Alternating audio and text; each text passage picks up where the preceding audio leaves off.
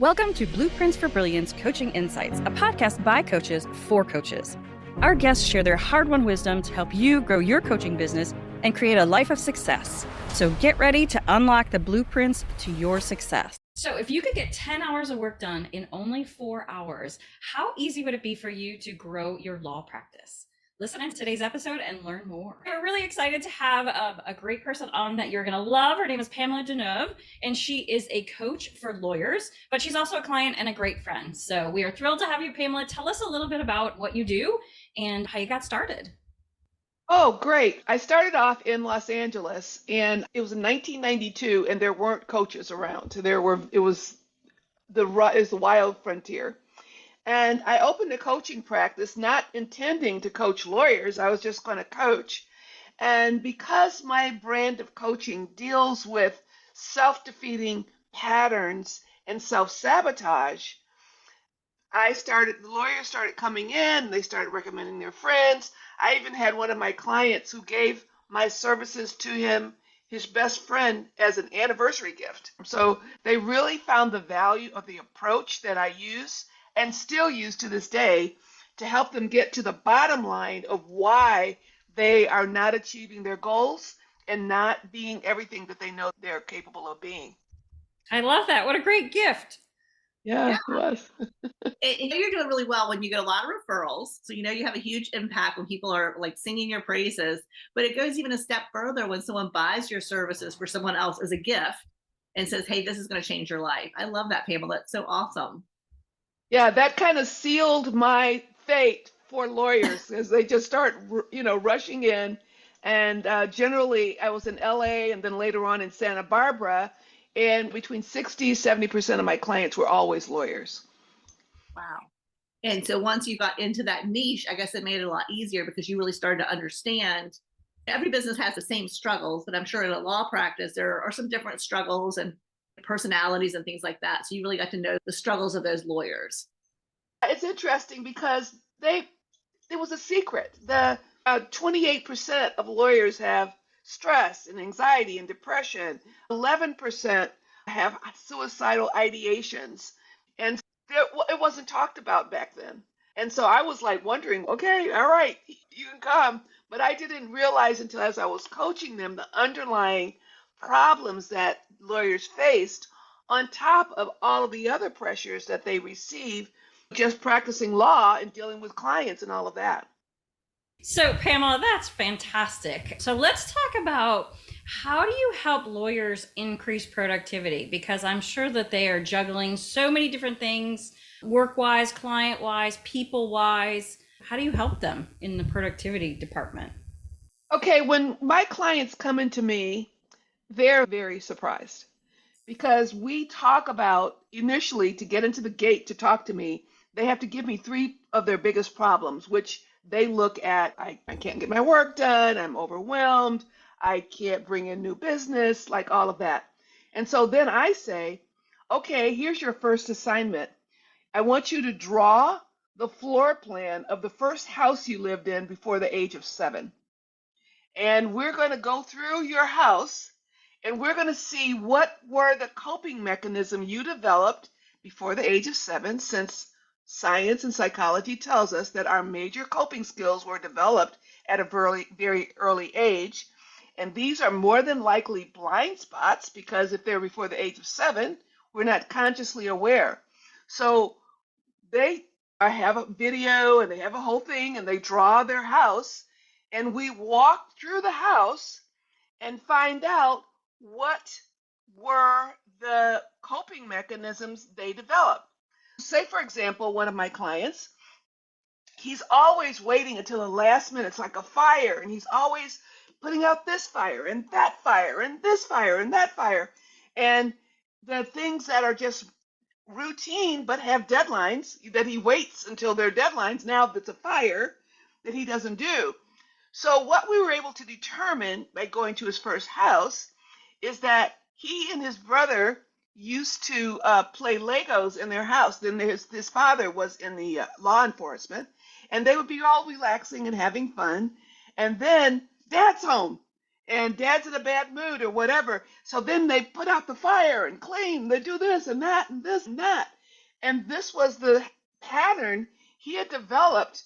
Even now, he's in his 40s, that he responded to the fire of dad coming home. So I had to say to him, these are like very successful six-figure lawyers. I say, okay, I want you to go through your desk and label anything that's like Legos, things that aren't pressing, things that you wait till the last minute. And then tell me what's dad's home? What's dad's home? And he's, oh my God. And it's like the eyes woke up because he could see how having therapy and all the things that he's done to try to be productive or do things to build his business, let alone do client development, was something that was a Lego category because it was something that there's no big fire, there's no big deal about it. And so his whole practice was dealt with putting out fires that he were self-created. That's fascinating. That you can get all of that by having somebody go back to their childhood home. Yeah, we all do. We all find out. We develop coping mechanisms. We're all a bunch of coping mechanisms, but we don't know why we do things. We have the intellectual understanding, we have the education, we have all the tools available. Why are we doing these things that are self-sabotaging and self-defeating that cause individuals to not be able to build their practice and to be on top of their law practice and not be confident? Because these things really hit on one's confidence. Like, he comes to me like, what's wrong? I don't know why. I know there's a consequence of not doing this thing, but I could not do it. I have no idea why I couldn't do it. Yeah, it's almost like subconscious. It is all subconscious. Yeah, he wasn't consciously thinking about, I'm avoiding this because, because of the Legos, but that's actually what was going on in his head. Sometimes it's the realization and the understanding of where's the problem and where's the initial part of the problem, and then we can talk about what solutions are going to handle that. Yeah, I'm going to get a little scientific on you, but science shows that our thoughts, our subconscious thoughts, are 100,000 miles per minute, whereas our personal thoughts are only like 5,000 per minute, which 5,000 is a lot. But if you think of our subconscious, it's how our heart beats, it's how our blood flows. It's like the subconscious is really fast. And so if it's subconscious, something we developed long ago, we have no idea why we're doing these things because it's just automatic. It just happens and we go on automatic. No, I totally get that. You're going to have people thinking now, oh, what's my childhood home and what were my coping mechanisms?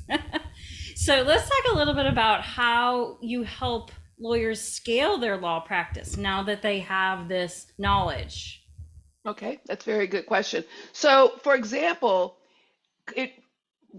everything happens between our ears, whether we know it or not. So we have to believe that it's possible, and we have to be able to execute a strategy. That's why if you don't go to what is the thing that's holding you back, you can get 1,000 strategies and you don't work it out. When you are aware of what your blind spot is, then you set a strategy of how to build a practice. For example, I had a client who hated doing insurance defense. He hated it. And he wanted to build his own practice. And he felt like he couldn't do it. And the insurance defense is a very low paying, it's like $175 an hour. And so we were scaling his practice to him charging $350, $400, $500 per hour. So you can imagine someone who's practiced law for 20 years charging $175 an hour to get to $450 an hour. And so we have to take it piecemeal. We have to, okay, here's the first thing you're going to do. You're going to start saying that you're this. I had him get on LinkedIn and start posting and saying, he says, what if people see me and they know I'm an insurance? No, say that you are this particular practice. And so once you start doing that and then start having conversations with people, and it has to be, I don't want to say, it has to be fun. A lot of times, lawyers especially, they don't do business development because they think of the old model of, oh, I got to go there and say, in the law in the legal profession, you can't literally like go door to door and cut. You have to. There are certain laws, especially on different states, what they can and can't do. So that's why you see a lot of lawyers on billboards and things like that, because they have to attract the clients to come to them. But there are ways of, being an expert. And, this particular individual was good at speaking. So let's find organizations or places where you can go in and give service and give value to these individuals, and then you can show them what's available for them. So that's how he was able to build his practice. So once he was out there in the community and he was saying, he was speaking, and then he was able to be referred to some pretty big high profile cases, and then also being referred on a big case to work in collaboration with a big New York attorney who's charging six, $7, and $800 an hour, which was a really good opportunity for him to see, you're not $175 an hour attorney. Here's someone that's charging all of this, and you're like kind of in the middle. And so it really boosted his confidence. And pretty soon he had this practice that he'd only dreamed that he could have. But again, it always, always, always starts with between the ears, because they have to have the confidence to do it. And two, you have to find a way that it fits with you and their personality, rather than doing something like they're trying to eat spinach every day. Oh, now I've got to do client development. Ugh. We don't want it to be like that. We want it to be, okay, now I get to do this other thing that shows off my skills, but moves me closer towards my goal of building and scaling my law practice. I love that. I love that. Yeah. It's so, as an entrepreneur, confidence is so important. If you don't have that or feel that, then you're not going to be able to move forward, because you'll always come up with excuses or, why, oh, I can't do that because I have, these Legos to play with. It goes back to that. And we love working with lawyers on their marketing, because they have such great content and they're such good managers of their marketing VAs as well. Mm-hmm. And you made me think of, when you said have fun, you made me think of a book I just got from Ali Abdaal. It's called Feel Good Productivity. Oh. And he talks about how to, even some of the mundane things, how to make it fun, whether it's putting yourself in the right environment or in the right headspace. So, I think we could all use a little bit more of that, because there are things that we need to get done, but we can always make them a little bit funner. Yeah, I think that, I think Jack Canfield, the one who wrote Chicken Soup for the Soul, said if it's not fun, don't do it. But there's ways to, and how do you decide whether something's fun? You decide it between your ears. You decide whether it's fun or not. So we can always reframe things and make it fit so that it works for us. It's almost like, a person doesn't like broccoli, and they say, well, what if you made it in a souffle, or what if you put cheese on it, or what can you do to make broccoli not like something that you want to barf over, or something like that. I love that. That's so true. Well, that kind of falls into the next topic, which is time management. Mm-hmm. And I feel like it's been defined in so many ways. It's been, talked about in so many different ways. Tell me a little bit about you working specifically with lawyers and how you help them with their time management skills. Yeah. Attorneys, they just have it tough, because there are so many things coming from different directions. So they have the clients, they have the firm, they have documents that have deadlines, they have trials, they have depositions, they have arbitrations, they have all these things, and they have to prepare ahead of time. It's not like they can do this, but then they're getting phone calls and they're getting emails and they're getting all these things, and they're looking at, I don't have time to prep. Whether they had time to prep or not, when they go into that deposition, they've got to perform. They can't say I didn't have time to prep. So, working with lawyers for over 30 years, we looked at what is the problem? Really? Everybody's behind. What is the problem? And we found the problem was they didn't have focus periods where they could focus on getting the work done. So we've come up with a course, and we've actually trained it with a managing partner of a firm, with a partner, an associate, on how they could get 10 hours worth of work done in only 4 hours. Now, we say 10 hours worth of work because a lawyer comes in, they say, I'm going to do this, these are the things I've got to do, but then the phone rings, and then there's an email, and then the secretary comes in, and then a client calls, and all of that. Then he goes, okay, where did I leave off? Oh, okay, I got to do this. And then there's another interruption, there's another interruption. So literally, for them to get a piece of work done they want to, it takes them 10 hours. They're working 7 or 8 o'clock at night trying to finish the darn thing. So we came up with a formula that if they come in the office, number one, get in the office early. Do not go to emails first. Do not take the phone first, and work an hour and a half. Let your secretary, let everybody know you're not to be interrupted. Do that. Take a break. Do your emails, whatever. Go back. And if you have 3 focus periods, which is 4.5 hours, they can literally be done by 2 o'clock with work that normally would take them till 8 p.m. to do. I love that. I love that. That's so smart. We actually have a friend who's a lawyer, Michelle, and she did similar to what you're talking about, and that is kind of taking back her time. Mm-hmm. So she now only takes appointments 2 days a week. Mm-hmm. Because she needs the focus time that you're talking about on the other days to actually get the work done that needs to get done. Absolutely. So we find that if an attorney gets their meat and potatoes, the heavy lifting done by 2 or 2:30, they've got the rest of the day for phone calls, meetings, texting, emails, whatever they want to do. But it's not like but can you imagine it's 2:30 and you know that you've gotten 10 hours worth of work done already? How resistant are people to this? Because I feel like when I wake up really early, and I know they always say, don't go to your computer or your phone first, but I know when I first wake up, I am just like, my mind's primed and sharp. And if I just jump into it, I do feel like I get so much done. But do you have a lot of resistance with people just taking that time to focus? It is like working out. So when you work out, when you first start working out, like say, for example, if you say you're going to go on a marathon, you're not going to get up the next morning and run a marathon, but you may be able to walk to the corner. So you walk to the corner, and then the next day you can walk two blocks, and then you walk 3 blocks. And our brain, I study all kinds of things about the brain and thinking. The brain is like a muscle. It's plastic. They call it neuroplasticity.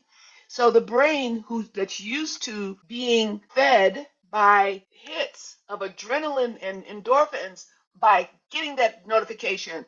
People who develop the emails and all of the notifications are brilliant because they know what the human mind, and they knew to outsmart us, to make us need and crave that hit of getting that text, getting that email, all of that. So primarily, I find that most of my clients are addicted.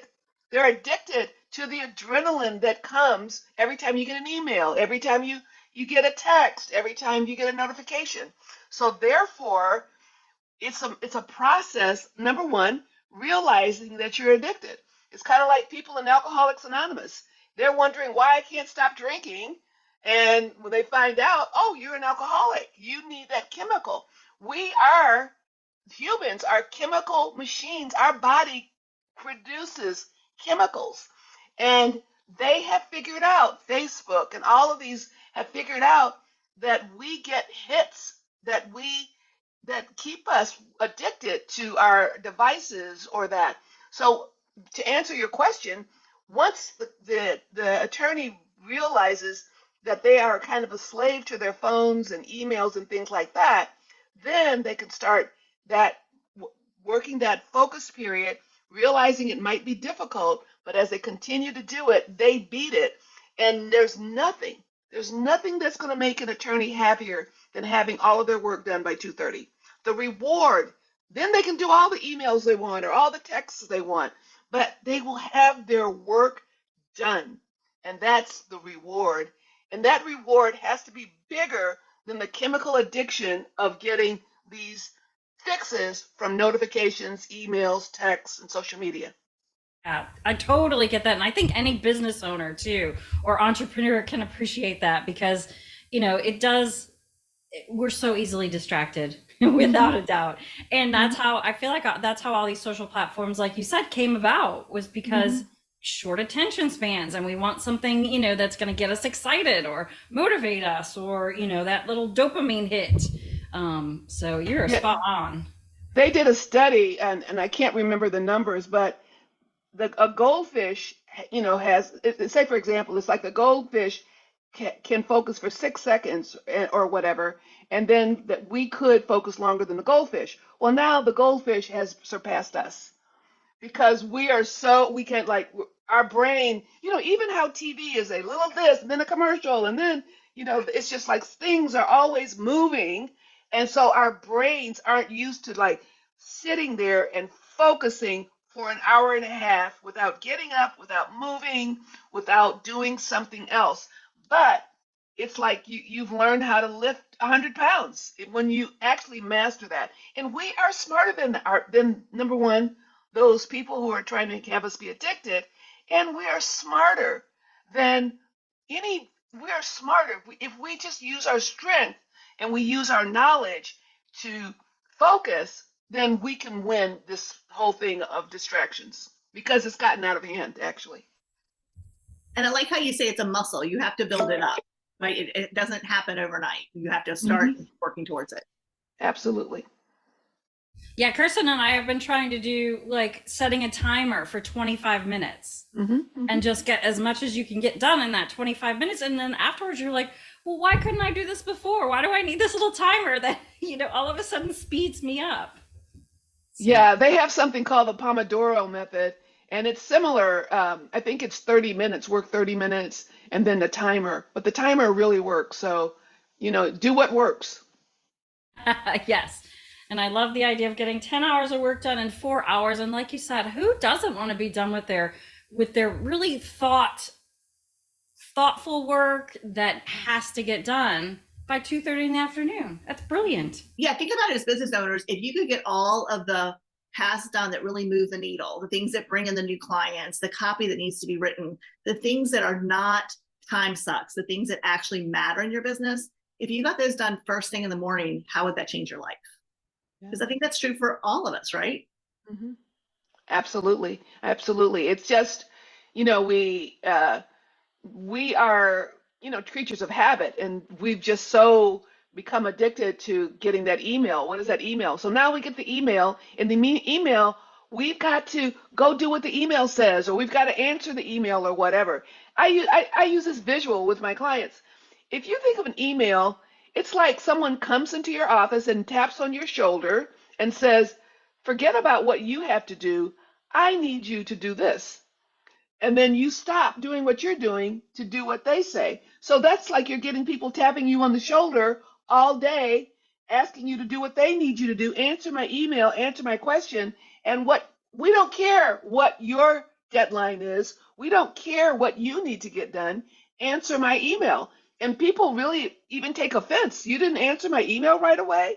You have to train your universe. We have to train our universe. We have to train our office. We have to train our staff that we need to get our work done, and we need to get it done in an expeditious way so that we have the freedom, and the stress and the anxiety and the overwhelm. All of that comes from not being in charge of your day. Yep. I love that. I love that. Because, yeah, and sometimes it's our own fault. We allow it, right? Well, it is our fault. It's not sometimes.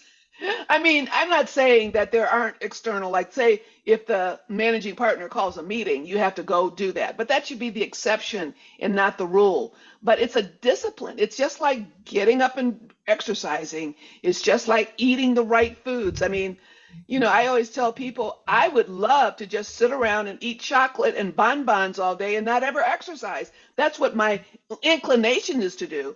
But I exercise discipline because I want the rewards of being healthy. I want the rewards of being energetic. I want the rewards. So when an attorney or any business professional wants the rewards of being able to have freedom, lack of stress, opportunity to organize their practice, to keep their priorities, make their deadlines, then they want to exercise that discipline and build it. Even if you can't do it immediately, it's something to shoot for because it's so possible. Oh, Pamela, you are a wealth of information. This has been fantastic. Now, did you have something that you want to give our audience? Yes, they can take a stress test because we have created a stress test where you can go on. It's a free stress test. You get an immediate response of what your stress level is. We call it really a stress relief test. You take the stress test. Within a few minutes, you get a report with your stress level based on the question. The test only takes 60 seconds. In a couple of minutes, you get the response, and then you get recommendations of what you should do with your stress level. And in addition to that, once you get the stress test, you get the recommendation, you actually get a bonus. You can get a bonus of 30 days free coaching in your inbox on stress relieving techniques to help you to thrive and to do the things you need to do. And I mean, in 30 days, your whole level of stress will be totally transformed. Wow, that sounds amazing. So we will put a link to that in the show notes below. So all I can say is, Pamela, thank you. Thank you for sharing your knowledge. Thank you for inspiring us, and for giving us back some hours in our day. Great. My pleasure. Thanks for joining us today on Blueprints for Brilliance Coaching Insights. We hope you're leaving this episode with inspiration to take your coaching business and your life to the next level. If you found value in this episode, we would love it if you would subscribe and share it with someone else who you think might benefit from hearing it. Thanks, and we'll see you in the next episode.